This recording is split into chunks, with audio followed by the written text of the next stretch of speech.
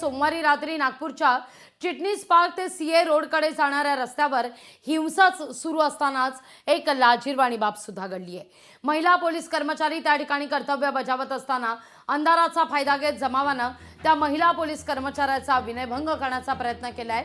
यावेळी काही माथेफिरूंनी पीडित महिला पोलीस कर्मचाऱ्याची वर्दी खेचण्याचाही प्रयत्न केला।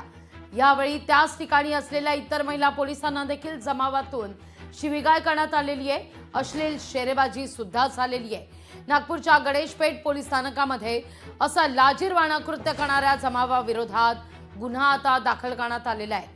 ज्ञानेश्वर, काय अपडेट आहे या सगळ्या संदर्भात?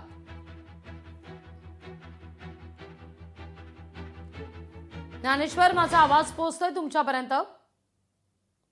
नक्कीच लागू मॅम, आपण जर पाहायला गेलो असेल तर ज्या पद्धतीने सोमवारी जो आहे तो नागपूरमध्ये हिंसाचार घडला, त्याच हिंसाचारादरम्यान जे आहे ते एक लाजिरवाणी घटना घडली अशी म्हणावी लागेल। कारण की या ठिकाणी आपण पाहायला गेले तर जो काही जमाव जमला होता तो जमाव पांगवण्यासाठी मोठा पोलिसांचा बंदोबस्त या ठिकाणी तैनात करण्यात आला होता।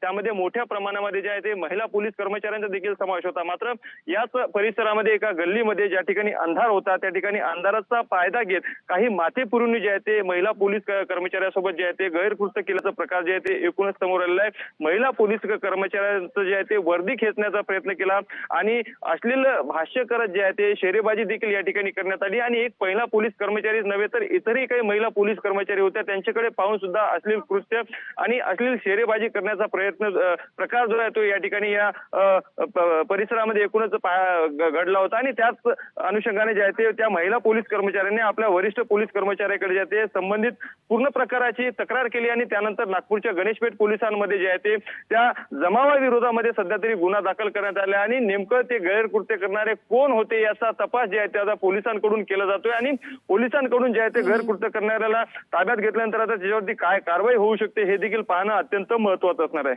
लागवेजी निश्चित ज्ञानेश्वर, धन्यवाद तुम्ही दिलेल्या एकूणाच्या सविस्तर माहिती करता। लोकशाही मराठी ऐका, पहा, जागरूक रहा।